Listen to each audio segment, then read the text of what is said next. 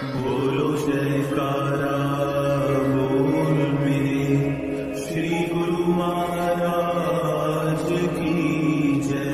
श्री सद्गुरुदेव भगवान की जय। गुरुमुखो, संसार में प्राय यह बात प्रचलित है कि यदि कोई मनुष्य किसी के साथ भलाई करता है तो दूसरा मनुष्य भी उसके बदले में भलाई का ही व्यवहार करता है।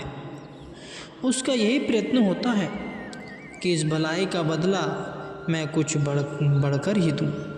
अगर कोई किसी के साथ बुराई का व्यवहार करे तो वह भी उससे बढ़कर बदला लेने की भावना से शत्रुता रखता है। ईंट का जवाब पत्थर संसार में प्रसिद्ध कहावत है, मगर बुरे आदमी के साथ भलाई का व्यवहार करना, उसके व्यवहार को भूलकर उसके साथ सज्जनता का आचरण करना, यह सज्जनों, महात्माओं और साधुओं का ही काम होता है। जैसे कहा गया है, बूंद आघात सहस गिरी कैसे, खल के वचन संत सह जैसे।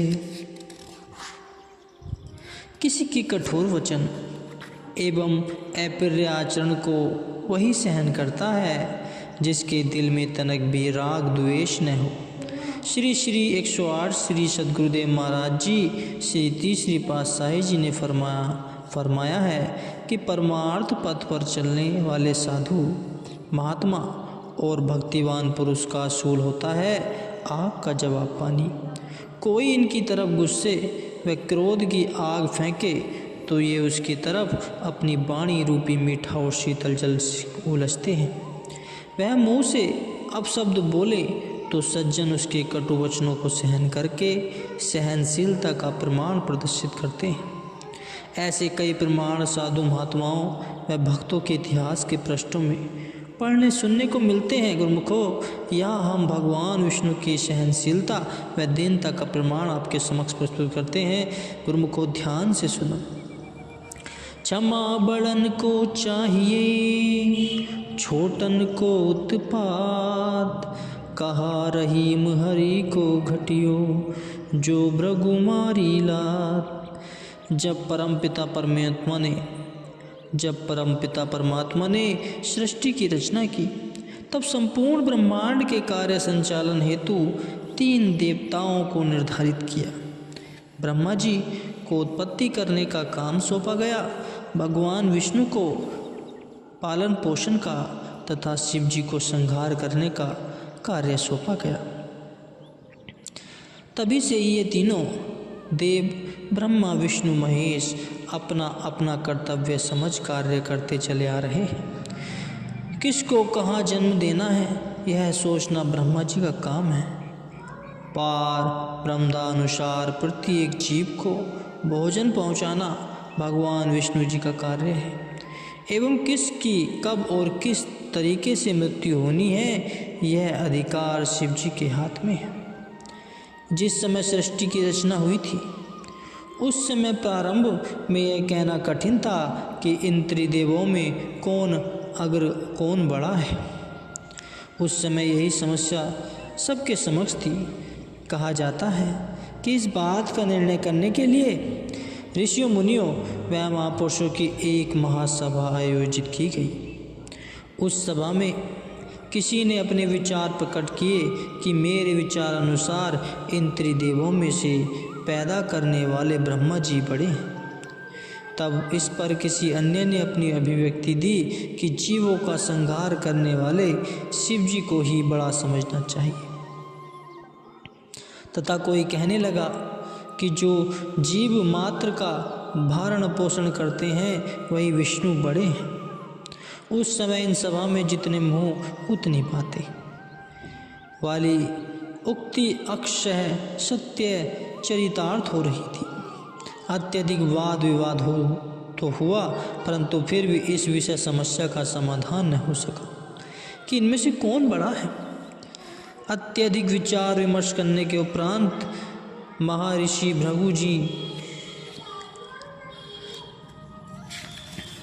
भृगु जी को इस कार्य के लिए नियुक्त किया गया कि आप ही इस जटिल समस्या को सुलझाइए।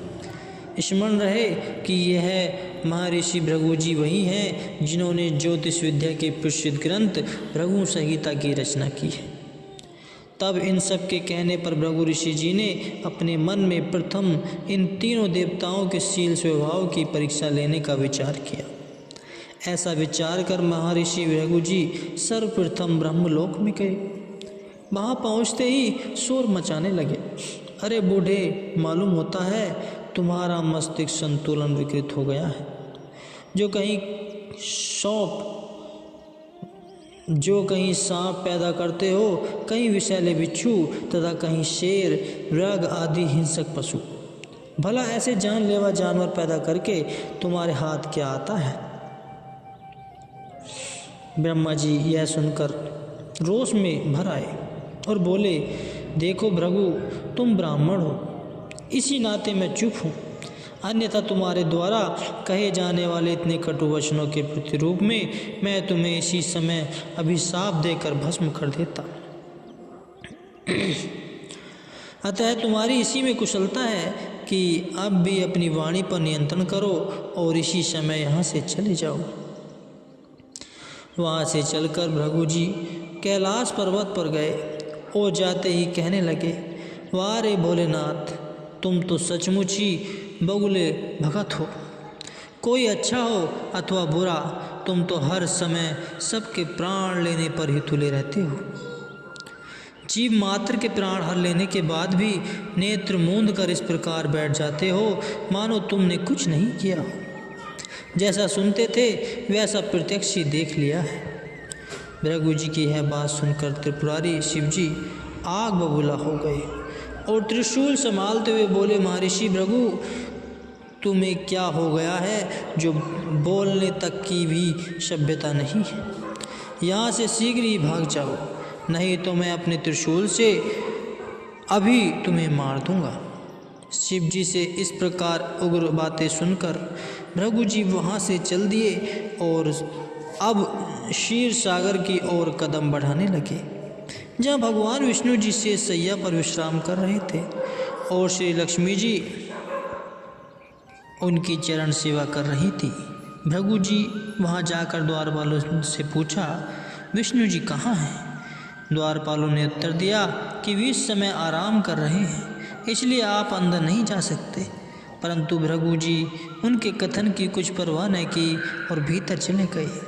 अंदर प्रवेश करते ही आओ देखा न ताओ, भगवान विष्णु जी के वक्ष स्थल पर लात का प्रहार कर कृत्रिम क्रोध बरसाते हुए कहने लगे, तुम्हारे घर एक ब्राह्मण आया है और तुम निश्चिंत हो यहाँ सोए पड़े हो। तुम्हें तो अतिथि सत्कार करना भी नहीं आता। यह सुनते ही भगवान विष्णु जी सैया पर से उठकर खड़े हुए और महर्षि जी का चरण पकड़ दबाते हुए कहने लगे, महर्षि जी, मेरे अहोभाग्य है कि आपने कृपा कर आज दर्शन दिए। मैं अपने इस अपराध की आपसे क्षमा चाहता हूँ कि जब आप इस भवन में आए तो उस समय मैं सो रहा था।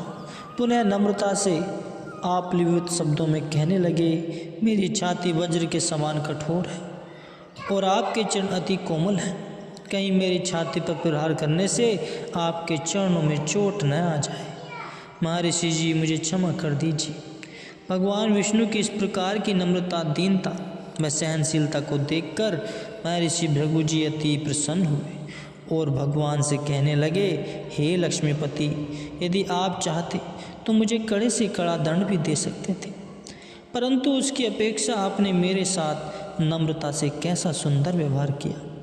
धन्य है आपकी महानता और दीनता का उच्च दर्श। आपकी तुलना में त्रिलोकी में कोई नहीं है। इसके पश्चात प्रसन्नताचित हो महर्षि भृगु जी वहाँ से विदा होकर ऋषि मुनियों की उस सभा में पहुँचे और भगवान विष्णु की महानता की पूरी पूरी प्रशंसा करने लगे। तब सबने एक स्वर में पूछा कि आपने उनमें ऐसा कौन सा महान गुण देखा। तब भृगु जी ने समस्त वृत्तांत अक्षरत कह के सुनाया, जिससे सुनकर सबने